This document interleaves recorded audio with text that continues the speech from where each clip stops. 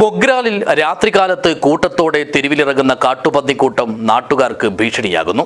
അതിരാവിലെ പ്രാർത്ഥനയ്ക്കായി പള്ളിയിലേക്ക് പോകുന്നവർക്കാണ് ഈയൊരു അവസ്ഥ വലിയ തോതിൽ വെല്ലുവിളി ഉയർത്തുന്നത്. ദിസ് ന്യൂസ് സ്പോൺസർഡ് ബൈ ഗുണമേന്മയോട് കൂടിയ ഉൽപ്പന്നങ്ങൾ മിതമായ നിരക്കിൽ Sreekrishna hardwares, MG road, Kasaragod.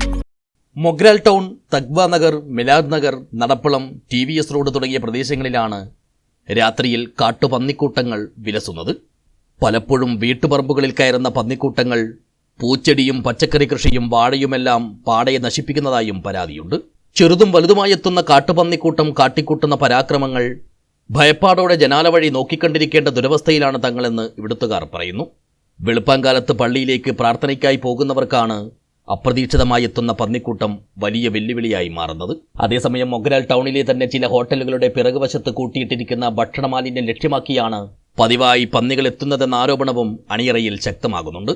അവശിഷ്ടങ്ങൾ തിന്നുകൊടുത്തതിനു ശേഷമാണ് പന്നികൾ അലക്ഷ്യമായി ജനവാസ കേന്ദ്രങ്ങളിലേക്ക് ഇറങ്ങുന്നതെന്നും ചൂണ്ടിക്കാട്ടപ്പെടുന്നു.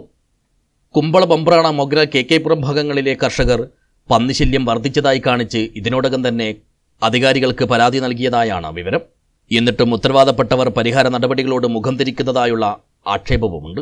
ഭീഷണിയും ഭയപ്പാടുമുണ്ടാക്കുന്ന പന്നിക്കൂട്ടങ്ങളെ പ്രതിരോധിക്കാനും പിടികൂടാനും മൃഗസംരക്ഷണ വകുപ്പും കൃഷിവകുപ്പും അടിയന്തര നടപടികൾ സ്വീകരിക്കണമെന്ന് മൊഗ്രാൽ മീലാദ് നഗറിലെ മീലാദ് കമ്മിറ്റിയും താക്വ നഗർ യുവജന കൂട്ടായ്മയും ആവശ്യപ്പെടുന്നു. News bureau, Uppala.